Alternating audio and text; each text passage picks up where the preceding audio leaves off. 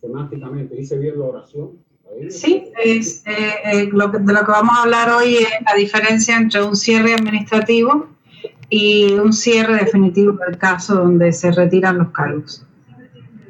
Ok, ¿cuál es la diferencia? Mira, a ver, en el caso de la cliente, de su cliente, que fue favorecida con un cierre administrativo, esta persona evidentemente entró con un I-220A también, ¿no? Okay. Esta persona entró con un I-220A, ella es de Honduras y tenía presentado un caso de asilo por persecución de pandillas. Ella quería llevar a cabo su juicio hasta el final, pero es un juicio difícil de ganar, sobre todo los juicios de grupos sociales son aún más difíciles que los grupos por persecución por opinión política o por persecución religiosa. Ese día ya había hablado previamente con la fiscal, debido a que existe una guía para ellos basarse al momento de valorar si un caso es un buen candidato para un cierre administrativo o para un cierre total. Cuando los casos no son una prioridad porque no tiene la persona récord criminal, porque ya ha establecido lazos con la comunidad, porque tiene un buen carácter moral, se le puede solicitar a la Corte que desestime los cargos o que ponga el caso a dormir, que es lo que se llama el cierre administrativo. En este caso de la hondureña, a nosotros no nos interesaba que la Corte retirara los cargos, porque al momento de hacer un cierre definitivo en la Corte, la persona se puede quedar desprotegida si no tiene cómo aplicar cualquier otro beneficio. O sea, si no tiene un familiar directo que le haga una petición, por ejemplo, un papá o una mamá que sean ciudadanos americanos, o un hermano, o un hijo mayor de edad, no tiene un esposo o esposa que sean ciudadanos americanos, pues esta persona, si cierra su caso en la Corte completamente pidiendo a la fiscal que retire los cargos, se va a quedar en un limbo legal muy grande. Si bien es cierto que evita el riesgo de tener una orden de deportación en su contra, hay que valorar muy bien qué es lo que se le va a pedir a la fiscalía. En el caso de ella, volvemos, yo lo que solicité fue un cierre administrativo para darle la posibilidad que ella pudiera continuar renovando su permiso de trabajo. Y con ese cierre administrativo, la Corte lo que hace es cerrar provisionalmente el caso, o sea, ponerlo a dormir. Y la persona no va a perder el derecho de reactivar ese asilo si en algún momento desea hacerlo. O de aplicarse en el futuro, si se casa, una cosa así, ¿no? Ok, exactamente. Más que nada es para protegerla de que pueda reactivar ese asilo y de que pueda continuar renovando el permiso de trabajo. Ese es el cierre administrativo. Ahora bien, un cierre total donde el fiscal va a... Un momentico, doctora, para que los muchachos entiendan. Estamos, evidentemente, nuestra audiencia es de cubanos. En el 90% es de cubanos. Si esto se le aplica a un cubano, tienes jurisdicción, un cierre administrativo, tienes jurisdicción inmigración para ajustarlo a la ley de ajuste cubano. Si es un cubano que está marcado en la segunda casilla o que entró ilegal, no va a resolver el problema de la jurisdicción con un cierre administrativo. En ese caso hay que solicitarle al fiscal que retire los cargos y que cierre el caso completamente en la Corte. Definitivamente lo que aplicaría a los cubanos es que le retiren los cargos y que cierren definitivamente su caso. Sí, pero Requejo, volvemos. Esos son análisis individualizados que se hacen en momentos claves de el caso. Hay momentos y hay casos en los que nosotros no vemos viable este tipo de estrategia y hay casos en los que sí. ¿Por qué? Porque es una estrategia que puede tener un arma de doble filo. Sí, como te explicaba anteriormente, dejas a la persona desprotegida y en un limbo legal. Mi consejo es que siempre busquen la orientación de un abogado.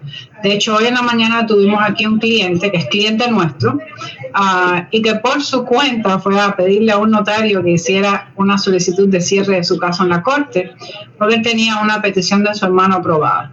Ellos obviamente lo que hicieron estuvo mal porque ni siquiera estaba con la Corte ya, estaba con la barra de apelaciones. Entonces, hago mucho hincapié en que este tipo de estrategia debe ser valorada por un abogado y valorada de manera individual en cada caso. Y ni siquiera a veces sabemos cuándo es el momento preciso hasta que no llegamos hasta cierto punto del litigio o hasta cierto punto del momento procesal. ¿Ok? ¿Cuándo usted cree oportuno hacer y pedir que se cierre definitivamente el caso y se le retiren los cargos? Requejo, de nuevo, son demasiadas circunstancias pueden jugar un papel clave en esta decisión, pero te voy a poner un ejemplo reciente y que tú viste conmigo, y fue el cierre del caso de unos cubanos que habían presentado asilo. Entraron con una 220A, tenían la segunda casilla marcada, y a la hora de decidir si llegábamos al juicio, porque teníamos la fecha de juicio ya en menos de una semana, él mismo se dio cuenta de que él no podía testificar ni articular bien lo que le había sucedido en Cuba en la corte cuando yo lo pusiera en el estrado. Obviamente la decisión ahí fue una decisión de último minuto de negociar con el fiscal si estaba de acuerdo a retirar los cargos en este caso para que él entonces presentara su solicitud de ajuste de estatus cubano con UCIS. En este caso, independientemente de que nos dimos cuenta de que él no iba a jugar un buen papel en la corte porque no es una persona que sabe expresar de manera clara qué fue lo que le pasó en Cuba, independientemente de que tenía una buena historia de asilo.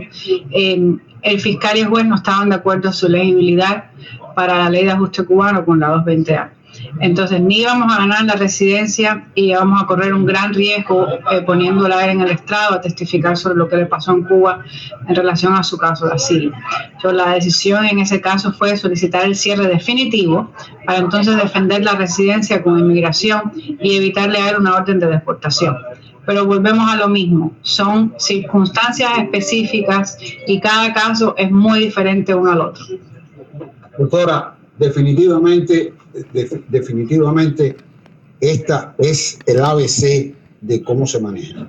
Ahora, hay particularidades. Por ejemplo, yo que he sido un opositor que estuve el 11 de julio en las calles, demuestro que me golpearon, que después el G2, la seguridad del Estado, me mandó citaciones a la casa, que tengo un juicio pendiente, me escapé y llegué. Pero soy una persona que no sé hablar, que no sé expresarme, que no sé articular mi caso. Sin embargo, tengo pruebas bastante abrumadoras de que tengo un caso sólido.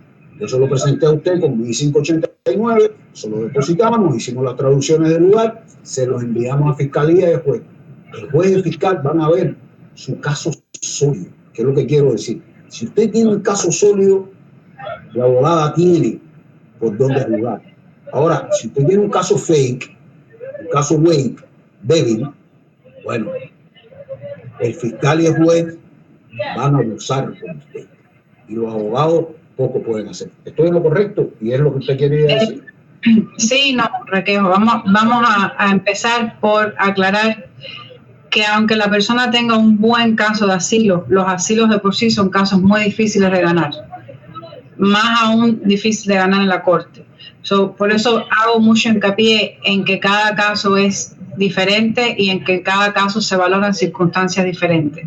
Muchas veces, por ejemplo, hay casos en los que en una primera preparación yo no voy a tomar la decisión de si es un candidato para cierre o no, porque no vaya a poder articular su historia. Quizás yo me dé cuenta en una segunda o hasta en una tercera preparación, cuando ya me doy cuenta de que no puedo empujarlo mucho más y de que no voy a lograr llevar su testimonio a donde es necesario, independientemente de que tenga narrada suficiente persecución, hayan habido detenciones, haya habido maltrato, tortura. Son circunstancias que se van a ir evaluando paso a paso y que va a llegar un momento en el que vamos a decidir si tomamos la decisión de continuar o si tomamos la decisión de negociar un retiro del caso. Ok, doctora. Yo siempre te agradezco muchísimo estos conceptos generales porque además